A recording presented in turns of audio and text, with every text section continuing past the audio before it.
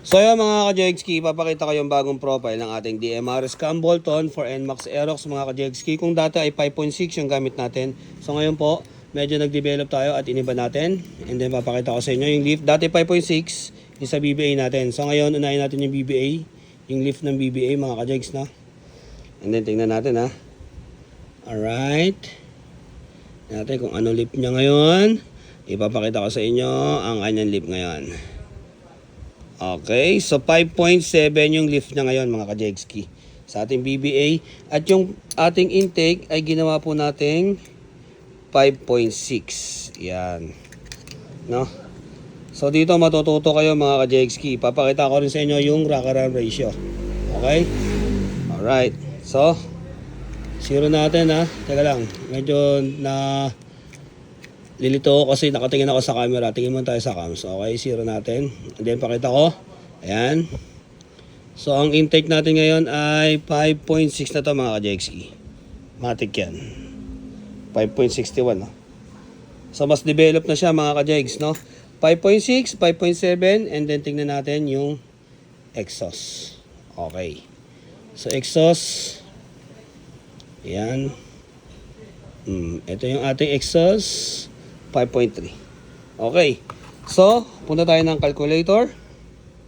Yan. Alright. So, rocker arm ratio ng ating NMAX is 1.55. 1.55 ang ating rocker arm ratio.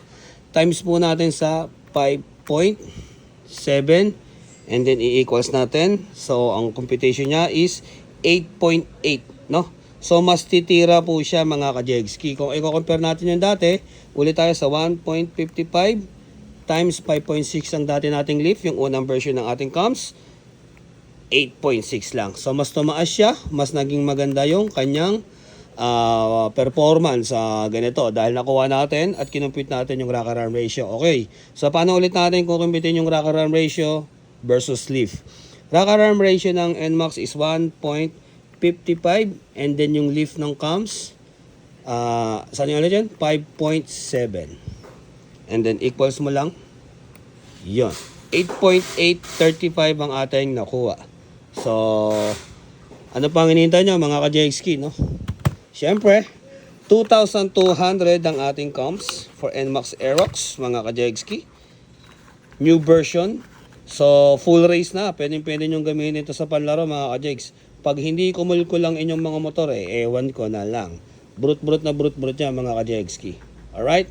So kapag tumaas kasi tayo sa mga ratio ng ating rocker arm ratio, kunyari nag 9.5 tayo sa rocker arm ratio, medyo negative na po yun, hindi natitira. For example, 1.55 times 6.0 equals 9.3. Medyo masyado na mataas, hindi nakakana. Okay?